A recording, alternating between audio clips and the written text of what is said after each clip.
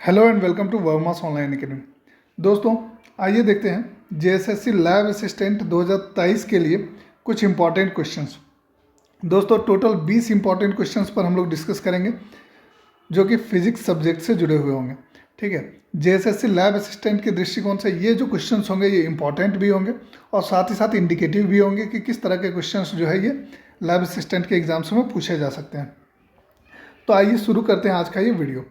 इससे पूर्व का वीडियो का लिंक जो है मैंने नीचे डिस्क्रिप्शन बॉक्स में दे रखा है, तो जो लोग पूर्व का वीडियो नहीं देख पाए हैं वो नीचे डिस्क्रिप्शन बॉक्स के लिंक से जो है ये पूर्व का वीडियोस देख सकेंगे। दोस्तों, अगर आपने हमारे चैनल वर्मास ऑनलाइन एकेडमी को अब तक सब्सक्राइब नहीं किया है तो इसे सब्सक्राइब कर लें, ताकि जितने भी अपडेट्स हैं समय समय पर पब्लिश होने वाले वीडियोज़ के ये आपको मिलते रहेंगे। तो शुरू करते हैं आज का ये वीडियो। जो आज का हमारा पहला क्वेश्चन है ये है कि the force required to maintain the motion of an object in a straight line with constant velocity is known as. ठीक है, वो फोर्स जो कि एक स्ट्रेट लाइन में अगर कोई ऑब्जेक्ट मूव कर रहा हो तो उसका वेलोसिटी को कांस्टेंट रखने के लिए जो फोर्स रिक्वायर्ड होता है वो इनमें से कौन सा फोर्स है। ठीक है, पहला ऑप्शन है हमारे पास सेंट्रीपिटल फोर्स, दूसरा फ्रिक्शनल फोर्स, तीसरा टेंशन फोर्स और चौथा इनर्शियल फोर्स। ठीक है, तो कहा जा रहा है कि अगर कोई ऑब्जेक्ट स्ट्रेट लाइन में मूव कर रहा है, कांस्टेंट वेलोसिटी उसका मेंटेन करने के लिए इनमें से कौन सा फोर्स जो है ये हम लोग को हेल्प करेगा। ठीक है, तो जो दिए हुए ऑप्शंस में ऑप्शन डी जो है दोस्तों ये सही उत्तर है, इनर्शियल फोर्स। इनर्शियल फोर्स क्या करता है? Inertial force is the force required to counteract the tendency of an object to resist the changes. ठीक है, इनर्शियल फोर्स क्या करता है? किसी भी ऑब्जेक्ट के स्पीड में या वेलोसिटी में जो चेंज होना है, इस चेंज को क्या करता है? काउंटर एक्ट करता है। इस ऑब्जेक्ट के इनर्शिया के कारण वो कांस्टेंट स्पीड से इजीली मूव कर पाता है। ठीक है, तो इसीलिए इसका जो आंसर होगा ये होगा इनर्शियल फोर्स। दूसरा जो क्वेश्चन है वो है what is the unit of SI unit of work and energy. Work और एनर्जी का एसआई यूनिट क्या है? तो ऑप्शन है हमारे पास न्यूटन, जूल, वॉट या पास्कल। आपको पता होगा कि वर्क और एनर्जी इन दोनों का कॉमन एसआई यूनिट है और इन दोनों का एसआई यूनिट कहलाता है जूल। ठीक है, दोनों को जूल में मेजर किया जाता है, वर्क और एनर्जी दोनों को। तो यहाँ पर है कि both work and energy are measured in joule in SI system. ठीक है, एसआई सिस्टम में दोनों को जूल्स में मेजर करते हैं। क्वेश्चन नंबर 3 आता है the turning effect produced by a force is called. ठीक है, किसी भी फोर्स के द्वारा, किसी भी फोर्स के कारण जो टर्निंग इफेक्ट प्रोड्यूस होता है वो क्या कहलाता है? वर्क, मोमेंटम, टॉर्क या पावर। ठीक है, तो आपको पता होगा कि जो जहाँ बात आ जाती है टर्निंग इफेक्ट की, ठीक है, रोटेशन का, तो वहाँ पर जो फोर्स है ये कहलाता है टॉर्क। ठीक है, जिसको हम लोग टाउ से भी रिप्रेजेंट करते हैं। तो जो turning effect produced by a force is called torque. ठीक है, torque is the turning effect produced by a force acting on an object about an axis of rotation. ठीक है, क्वेश्चन नंबर 4 है what is the purpose of a transformer in an electric circuit. एक electric circuit में एक जो transformer होता है इसका क्या कार्य होता है? ठीक है, एक ट्रांसफार्मर का एक इलेक्ट्रिकल सर्किट में क्या काम होता है? To convert AC to DC, to change voltage levels, to store electric energy, to provide protection against over currents. ठीक है, 4 ऑप्शन है हमारे पास। पहला है कि एसी को डीसी में कन्वर्ट करने के लिए ट्रांसफार्मर का इस्तेमाल करते हैं, वोल्टेज लेवल्स को चेंज करने के लिए ट्रांसफार्मर का इस्तेमाल करते हैं, इलेक्ट्रिसिटी को स्टोर करने के लिए ट्रांसफार्मर का इस्तेमाल करते हैं, या to provide protection against over currents. ठीक है, ओवर करेंट्स के अगेंस्ट प्रोटेक्शन देने के लिए जो है ट्रांसफार्मर का इस्तेमाल करते हैं। तो इसका जो सही उत्तर होगा दोस्तों, आपको पता होगा कि वोल्टेज लेवल्स को चेंज करने के लिए ट्रांसफार्मर का इस्तेमाल किया जाता है। 2 तरह के ट्रांसफार्मर होते हैं, एक जो होता है ये कहलाता है स्टेप अप और दूसरा जो होता है स्टेप डाउन। ठीक है, स्टेप डाउन। तो स्टेप अप ट्रांसफार्मर्स क्या करता है? ये वोल्टेज को इंक्रीज करता है आउटपुट साइड में इनपुट के मुकाबले, और स्टेप डाउन ट्रांसफार्मर्स क्या करते हैं? इनपुट के मुकाबले आउटपुट को स्टेप डाउन करते हैं, यानी कि इसके वोल्टेज को डिक्रीज करते हैं। तो इसका जो सही उत्तर है ये है option B, to change the voltage levels. ठीक है, transformers are used to change the voltage levels in electrical circuits, either stepping up और stepping down the voltage as needed. ठीक है, जिस तरह से नीड होता है तो उस तरह से वोल्टेज को स्टेप अप अथवा स्टेप डाउन करने के लिए हम लोग ट्रांसफार्मर्स का यूज करते हैं। अगला क्वेश्चन है question number 5, what is the relationship between power, voltage and current in DC circuit. ठीक है, किसी भी डीसी सर्किट में पावर, वोल्टेज और करंट का रिलेशनशिप क्या होता है। ठीक है, ऑप्शन हमारे पास है P is equal to V by I, P is equal to V I, P is equal to I by V या P is equal to V plus I. ठीक है, ये 4 ऑप्शंस यहाँ पर दिए हुए हैं। तो दोस्तों आपको पता होगा कि जब आप इलेक्ट्रिकल टर्म्स में अगर बात करें, इलेक्ट्रिकल टर्म्स की अगर बात करें, तो पावर जो है वो वोल्टेज और करंट के टर्म में रिप्रेजेंट किया जाता है और इसका जो फॉर्मूला होता है P is equal to V into I होता है। तो यहाँ पर दिए हुए ऑप्शन में ऑप्शन बी जो है ये सही आंसर होगा, P is equal to V into I. तो in a DC circuit the power is equal to the product of voltage and current. ठीक है, बट आपको ध्यान ये रखना है कि ये कंडीशन जो है ये डीसी सर्किट के लिए एप्लीकेबल है। ठीक है, क्वेश्चन नंबर 6 आता है, which law states that the voltage across a conductor is directly proportional to the current flowing through it at constant temperature. कहा जा रहा है कि कौन सा लॉ ये कहता है कि कांस्टेंट टेम्परेचर में, जब T जो है ये कांस्टेंट हो, तो voltage across a conductor, voltage जो है ये directly proportional to the current होता है। V जो है ये डायरेक्टली प्रोपोर्शनल टू करेंट होता है। किसी भी सर्क्यूट में, किसी भी कंडक्टर में voltage directly proportional to current होता है। कब? जब टेम्परेचर कांस्टेंट हो। ये कौन सा लॉ में ऐसा स्टेटमेंट दिया गया है?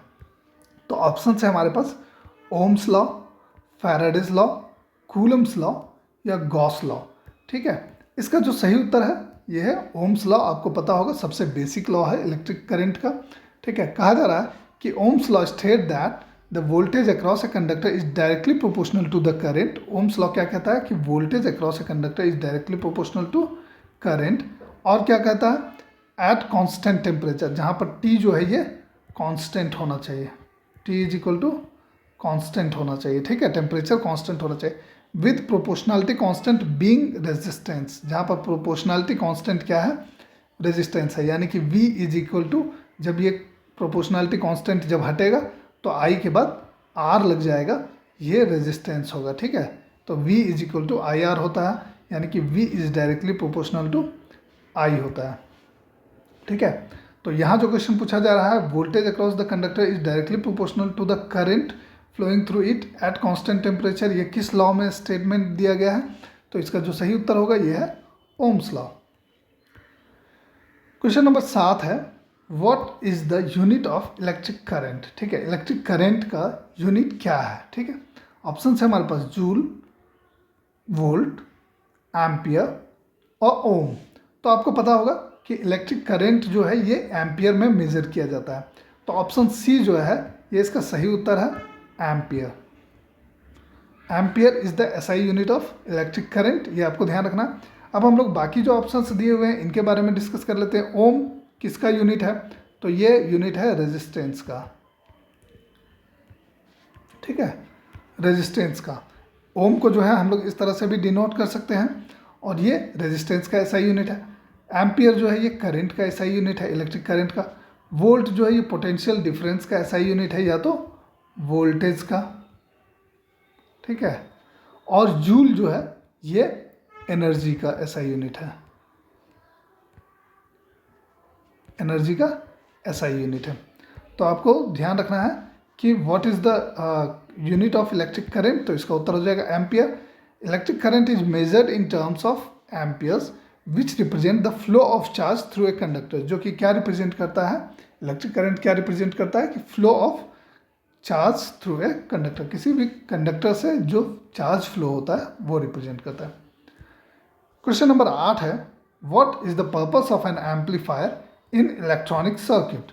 ठीक है, इलेक्ट्रॉनिक सर्किट्स जो भी होते हैं तो इसमें एक एम्पलीफायर का क्या रोल है, क्या पर्पस है? ऑप्शन है हमारे पास to store electric charge, to regulate voltage, to increase the amplitude of a signal, या to filter out the noise. ठीक है, तो दोस्तों इसका सही उत्तर जो है ये है option C, to increase the amplitude of a signal. ठीक है, एक एम्पलीफायर क्या करता है, सिग्नल के एम्पलीट्यूड को जो है ये बढ़ाता है। ठीक है, तो इसीलिए इसका उत्तर हो जाएगा to increase the amplitude of a signal. Amplifiers are use to increase the amplitude of electronic signals providing the signal gain and boosting weak signals. और ये क्या करता है, सिग्नल गेन्स प्रोवाइड करता है और साथ ही साथ जो वीक सिग्नल्स होते हैं उनको बूस्ट करता है। ठीक है, तो यही रोल होता है एक एम्पलीफायर का इलेक्ट्रॉनिक सर्किट में। क्वेश्चन नंबर 9 है, which electronic component is commonly used to control the flow of current in a circuit and acts as a variable resistor. इनमें से कौन सा इलेक्ट्रॉनिक कंपोनेंट है जो इलेक्ट्रिक सर्किट्स में यूज होता है और ये क्या करता है, कंट्रोल करता है इलेक्ट्रिक करंट को किसी भी सर्किट में एक वेरिएबल रेजिस्टेंस के तरह काम करके। ठीक है, एक वेरिएबल रेजिस्टेंस के रूप में ये काम करता है। और ये इनमें से कौन सा ऐसा है जो एक वेरिएबल रेजिस्टेंस के रूप में काम करता है और साथ ही साथ इलेक्ट्रिक करंट के फ्लो को कंट्रोल करता है। ठीक है, ऑप्शन है हमारे पास कैपेसिटर, इंडक्टर, ट्रांजिस्टर या रेजिस्टर। तो दोस्तों इसका जो सही उत्तर है ये है ट्रांजिस्टर। एक ट्रांजिस्टर क्या करता है, एक इलेक्ट्रॉनिक कंपोनेंट है जो कि transistors can be used as a variable resistors. ये क्या करता है, वेरिएबल रेजिस्टर्स के रूप में हम लोग इसको यूज कर सकते हैं to control the flow of electric current through a circuit depending upon their configuration. जिस तरह का सर्किट कॉन्फ़िगरेशन हो उसके आधार पर हम लोग कंट्रोल कर सकते हैं फ्लो ऑफ करंट को। क्वेश्चन नंबर 10 आता है, विच type of wave does not require a medium for propagation. इनमें से किस प्रकार के वेव्स को प्रोपगेशन के लिए, यानी कि एक जगह से दूसरे जगह मूव करने के लिए, ट्रांसमिट होने के लिए किसी भी मीडियम की आवश्यकता नहीं होती है, does not require a medium. ठीक है, ऑप्शन है हमारे पास mechanical wave, longitudinal wave, transverse wave या इलेक्ट्रोमैग्नेटिक वेव। दोस्तों इसका जो सही उत्तर है यह है इलेक्ट्रोमैग्नेटिक वेव्स। ठीक है, इलेक्ट्रोमैग्नेटिक वेव्स जो है इनको प्रोपगेट करने के लिए मीडियम की आवश्यकता नहीं होती है। Electromagnetic waves such as light, radio waves can propagate through a vacuum and does not require a medium. ठीक है, इलेक्ट्रोमैग्नेटिक वेव्स जो हैं इनका जैसे एग्जांपल है लाइट या रेडियो वेव्स जो होते हैं, इनको ट्रांसमिट करने के लिए, इनको प्रोपगेट करने के लिए किसी भी तरह की मीडियम की आवश्यकता नहीं होती है। ठीक है, और इसी कारण आपको पता होगा कि लाइट जो है ये वैक्यूम में ट्रेवल करते हुए, सन से लाइट वैक्यूम में ट्रेवल करते हुए हमारे अर्थ तक आ जाता है। ठीक है, जबकि बीच में क्या है, वैक्यूम है, बीच में क्या है, कंप्लीट वैक्यूम है, मगर फिर भी ये लाइट यहाँ से यहाँ तक ट्रैवल करता है। तो लाइट्स को जो है ये ट्रैवल करने के लिए किसी भी मीडियम की आवश्यकता नहीं होती है। तो लाइट क्या है, एक इलेक्ट्रोमैग्नेटिक वेव है। तो इलेक्ट्रोमैग्नेटिक वेव्स को जो है ये प्रोपगेट करने के लिए मीडियम्स की आवश्यकता नहीं होती है।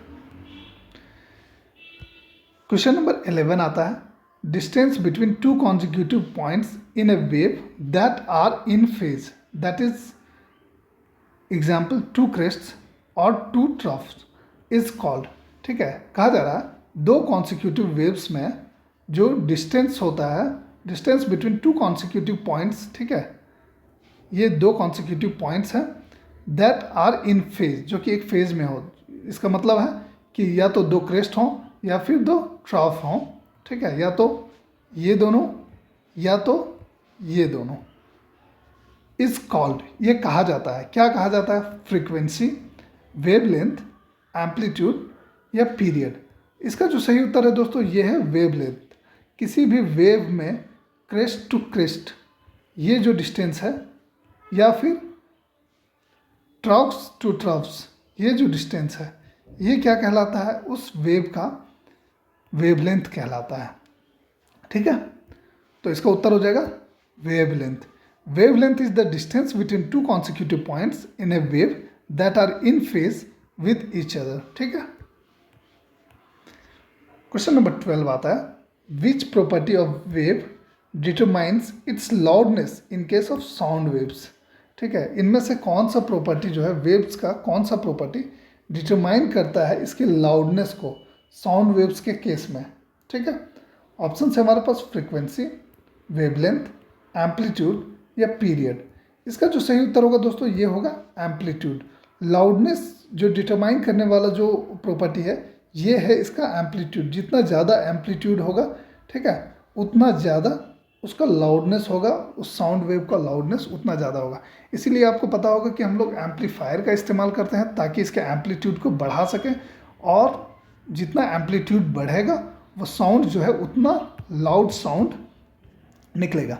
ठीक है, तो in sound waves the amplitude determines the loudness और इंटेंसिटी ऑफ साउंड। ठीक है, क्लियर है। क्वेश्चन नंबर 13 हम लोग देखते हैं। Which type of radioactive decay emits an alpha particles? इनमें से किस तरह का रेडियो एक्टिव डीके जो है ये अल्फा पार्टिकल्स को इमिट करता है, उत्सर्जित करता है? ऑप्शन है हमारे पास alpha decay, beta decay, gamma decay या पॉजिट्रॉन डीके। ठीक है, तो इसका जो सही उत्तर है ये है अल्फा डीके। अल्फा डीके के केस में क्या होता है? Alpha decay involves the emission of an alpha particle. Alpha decay में क्या होता है कि अल्फा पार्टिकल्स जो है वो इमिट होते हैं, which consist 2 protons and 2 neutrons, जिसमें क्या होता है दो प्रोटॉन्स होते हैं और 2 न्यूट्रॉन्स होते हैं। ठीक है, तो इसका जो सही उत्तर हो जाएगा ये हो जाएगा alpha decay, radioactive decay that emits alpha particle, ये हो जाएगा alpha decay. Question number 14, the process of converting a substance directly from a solid to a gas without passing through the liquid phase is called. ठीक है, कहा जा रहा है कि वो प्रोसेस जिसके द्वारा कन्वर्टिंग ए सब्सटेंस, एक सब्सटेंस को कन्वर्ट किया जाता है directly from solid to gas without passing it through liquid phase is called. ठीक है, वो प्रोसेस जिसमें कि सॉलिड को डायरेक्टली गैस में कन्वर्ट कर दिया जाता है। आपको पता होगा कि सॉलिड के बाद अगला स्टेट क्या होता है? सॉलिड के बाद जब इसको हीट किया जाता है तो इसका अगला स्टेट होता है लिक्विड का। ठीक है, और उसके बाद जब इसको और हीट किया जाता है तो इसका अगला स्टेज हो जाता है गैसेस स्टेट, गैस का। तो कहा जा रहा है कि वो प्रोसेस जिसमें आप सॉलिड से डायरेक्टली गैस में कन्वर्ट कर देते हैं किसी भी सब्सटेंस को, वो क्या कहलाता है? ठीक है, सब्लिमेशन, इवेपोरेशन, कंडेंसन या फ्यूजन। तो जो दोस्तों इसका सही उत्तर है सब्लिमेशन। सब्लिमेशन एक प्रोसेस है जिसमें सॉलिड सब्सटेंस जो है वो डायरेक्टली गैस में कन्वर्ट हो जाता है। इवेपोरेशन में क्या होता है? लिक्विड्स जो होते हैं, आपको पता होगा जैसे वाटर जो है वो इवेपोरेट करता है क्योंकि लिक्विड फेज में होता है वाटर, और वहाँ से वो गैस फेज में कन्वर्ट हो जाता है। ठीक है, तो सब्लिमेशन एक प्रोसेस है जिसमें कि क्या होता है, सॉलिड स्टेट मटेरियल जो है वो डायरेक्टली गैसेस स्टेट मटेरियल में कन्वर्ट हो जाता है। तो यहाँ पर एक्सप्लेनेशन हम लोग देख लेते हैं। Sublimation is the process of changing substance directly from a solid to a gas without becoming a liquid. Clear है। Question number 14। अब क्वेश्चन नंबर 15 हम लोग देख लेते हैं। 15 कहा जा रहा है what is the rest mass of a photon. ठीक है, एक फोटोन का जो रेस्ट मास है ये कितना है? ऑप्शन है हमारे पास 0, 1 AMU, 1 इलेक्ट्रोवोल्ट या इनफाइनाइट। दोस्तों एक फोटोन का जो रेस्ट मास माना जाता है ये होता है 0। ठीक है, photons are massless particles meaning their rest mass is 0। Photons जो होते हैं वो मासलेस पार्टिकल्स होते हैं। इसका मतलब क्या होता है कि इनका जो रेस्ट मास होता है वो 0 होता है। क्वेश्चन नंबर 16 आता है which material is a good conductor of heat. इनमें से यहाँ पर 4 ऑप्शंस दिए हुए हैं, आपको बताना है कि इनमें से कौन सा मटेरियल जो है हीट का एक गुड कंडक्टर है। ऑप्शन है हमारे पास वुड, ग्लास, कॉपर या रबर। आपको पता होगा मेटल्स जो हैं, metals are good conductors of heat. तो यहाँ पर दिए हुए ऑप्शंस में कॉपर जो है ये एक मेटल है, तो इसीलिए इसका सही उत्तर जो है ये हो जाएगा कॉपर। ठीक है, copper is a good conductor of heat meaning that it allows heat to transfer easily through it. इसका मतलब क्या होता है, कॉपर के थ्रू से हीट जो है वो इजीली ट्रांसमिट करता है। क्वेश्चन नंबर 17 आता है the process of heat transfer in fluids, liquids और गैसेस। फ्लूइड्स का मतलब क्या होता है, लिक्विड्स या गैसेस, दोनों को ही हम लोग फ्लूइड्स के रूप में जानते हैं। तो कहा जा रहा है कि वो प्रोसेस जिसके द्वारा हीट ट्रांसफर होता है फ्लूइड में due to density differences is called. ठीक है, डेंसिटी डिफरेंसेस के कारण जो हीट ट्रांसफर होता है किसी भी फ्लूइड में वो क्या कहलाता है। ठीक है, ऑप्शन है हमारे पास कंडक्शन, कन्वेक्शन, रेडिएशन या ट्रांसफॉर्मेशन। दोस्तों इसका सही उत्तर है कन्वेक्शन। ठीक है, कंडक्शन के थ्रू जो है जो हीट ट्रांसफर होता है वो होता है सॉलिड्स में, और कन्वेक्शन के थ्रू जो है ये फ्लूइड्स में हीट ट्रांसफर होता है। फ्लूइड्स में कन्वेक्शन के थ्रू हीट ट्रांसफर होता है। तो heat transfer in fluid due to density differences is called fluids, is called convection. ठीक है, अब एक्सप्लेनेशन हम लोग देख लेते हैं। Convection is the process of heat transfer in fluids where warmer or less dense regions rise and cooler or denser regions sink, creating a circulation pattern. क्या होता है कि कन्वेक्शन के केस में क्या होता है, जो वार्मर गैसेस होते हैं या वार्मर लिक्विड्स जो होते हैं ये राइज करता है। ठीक है, और जो कूलर गैसेस या कूलर लिक्विड्स होते हैं ये सिंक करता है, यानी कि नीचे वाले रीजन में जाता है, और इस तरह से ये मिक्सअप होता है, और इस तरह से जो है ये हीट ट्रांसफ़र होता है, और एक सर्कुलेशन का पैटर्न बनता है, और हीट जो है ये ट्रांसफ़र होता है किसी भी फ्लूइड में, भले ही वो लिक्विड हो अथवा गैस हो।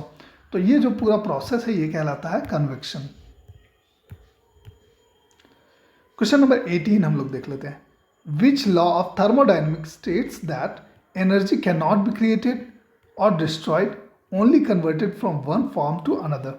ठीक है, थर्मोडाइनमिक्स के एक लॉ में कहा गया है कि एनर्जी जो है वो ना तो क्रिएट किया जा सकता है, energy can not be created, energy को क्रिएट नहीं किया जा सकता है, ना ही इसको डिस्ट्रॉय किया जा सकता है। इसको बस हम लोग एक फॉर्म टू अनदर फॉर्म जो है वो चेंज करते हैं। जैसे आपको पता होगा कि हम लोग हीट एनर्जी को जो है ये लाइट एनर्जी में कन्वर्ट कर देते हैं, या तो फिर लाइट एनर्जी को हम लोग इलेक्ट्रिकल एनर्जी में कन्वर्ट करते हैं, या फिर इस तरह से जो है हम लोग इलेक्ट्रिक एनर्जी को जो है मैकेनिकल एनर्जी में कन्वर्ट करते हैं। ठीक है, या फिर हम लोग केमिकल एनर्जी को इलेक्ट्रिकल एनर्जी में कन्वर्ट करते हैं, बाद में वहाँ से मैकेनिकल एनर्जी में कन्वर्ट करते हैं। तो इस तरह से आपको पता होगा कि हम लोग हीट को, हम लोग एनर्जी को जो है ये क्रिएट नहीं कर सकते हैं, डिस्ट्रॉय नहीं कर सकते हैं, बस उसका one form to another form हम लोग चेंज कर सकते हैं। तो कहा जा रहा है ये किस लॉ ऑफ थर्मोडाइनमिक्स में कहा गया है, कौन सा लॉ ऑफ थर्मोडाइनमिक्स ये स्टेटमेंट देता है। Zeroth law of thermodynamics, first law of thermodynamics, second law of thermodynamics, या थर्ड लॉ ऑफ थर्मोडाइनमिक्स। दोस्तों इसका जो सही उत्तर है ये है first law of thermodynamics. First law of thermodynamics क्या स्टेटमेंट देता है, जो कि कहा जाता है law of conservation of energy. ठीक है, फर्स्ट लॉ ऑफ थर्मोडाइनमिक्स जिसे law of conservation of energy के नाम से भी जाना जाता है, ये कहता है एनर्जी इज कंजर्व्ड, एनर्जी जो है ये कंजर्व्ड है, and can be transform from one form to another but can not be created or destroy. ठीक है, question number 19, the number of oscillations और cycles completed by a wave in 1 second is called. ठीक है, किसी भी wave में जितने भी नंबर ऑफ ऑसिलेशंस और साइकिल्स कंप्लीट होते हैं 1 सेकेंड में, वो कहा जाता है, ऑप्शन है हमारे पास फ्रीक्वेंसी, वेवलेंथ, एम्पलीट्यूड या पीरियड। दोस्तों इसका जो सही उत्तर है ये होता है फ्रीक्वेंसी। ठीक है, 1 सेकेंड में जितना वेव्स कंप्लीट होता है, जितने भी साइकिल्स कंप्लीट होते हैं किसी भी वेव्स में, या जितने भी ऑसिलेशंस कंप्लीट होते हैं, ये कहलाता है उस वेव का frequency. Frequency is the number of oscillations और cycles completed by wave in 1 second, और इसको मेजर करते हैं किससे, हर्ट्ज में मेजर करते हैं। ठीक है, हर्ट्ज में फ्रीक्वेंसी को मेजर किया जाता है। ठीक है, और फ्रीक्वेंसी का फॉर्मूला क्या होता है, F इज इक्वल टू होता है 1/T। नेक्स्ट क्वेश्चन आता है क्वेश्चन नंबर 20, जो कि इस वीडियो का जो है लास्ट क्वेश्चन भी होगा। Which electrical component is commonly use to protect electrical appliances and electrics and circuits from over currents. इनमें से कौन सा एप्लियंस जो है, कौन सा इलेक्ट्रिकल माफ कीजिएगा, इनमें से कौन सा इलेक्ट्रिकल कॉम्पोनेंट जो है ये इलेक्ट्रिकल एप्लियंसेस को और इलेक्ट्रिकल सर्क्यूट्स को ओवर करेंट से बचाने में हेल्प करता है। ठीक है, इलेक्ट्रिकल एप्लियंसेस मतलब क्या हुआ, जैसे आपका टीवी हो गया, ठीक है, रेफ्रिजरेटर हो गया, या फिर एसी हो गया, कूलर हो गया, बल्ब हो गया, हीटर हो गया, जितने भी तरह के चीज़ें हैं जो हम लोग यूज़ करते हैं इलेक्ट्रिसिटी पर, जितने भी चीज़ें वर्क करता है, ये सभी क्या कहलाता है, इलेक्ट्रिकल एप्लियंसेस कहलाता है। तो यहाँ पर पूछा जा रहा है कि इनमें से कौन सा इलेक्ट्रिकल कंपोनेंट जो है ये इलेक्ट्रिकल एप्लियंसेस को सेव करता है ओवर करंट से। ऑप्शन है हमारे पास कैपेसिटर, डायोड, फ्यूज या रेजिस्टर। दोस्तों इसका जो सही उत्तर है ये है फ्यूज़। फ्यूज़ जो है ये fuse are use to protect electrical appliances and circuits from over current by melting and breaking down the circuit when excessive current flows through it them. Fuse का क्या करता है, किसी भी इलेक्ट्रिकल सर्किट में जब ओवर करंट आता है तो ये ब्रेक डाउन करता है। किस तरह से, ये स्वयं को मेल्ट कर लेता है और इस तरह से इसको ब्रेक डाउन कर देता है सर्किट को, और इस तरह से आपका एप्लायंसेस को बचाता है। तो दोस्तों आप देख रहे हैं वर्मास ऑनलाइन अकेडमी। उम्मीद है ये वीडियो आपके लिए इन्फॉर्मेटिव रहा होगा। वीडियो पसंद आया तो इसे लाइक कर दीजिए, साथ ही साथ हमारे चैनल वर्मास ऑनलाइन अकेडमी को अभी सब्सक्राइब कर लीजिए ताकि आने वाले सारे वीडियोज़ के अपडेट्स समय समय पर आपको मिलते रहें। धन्यवाद।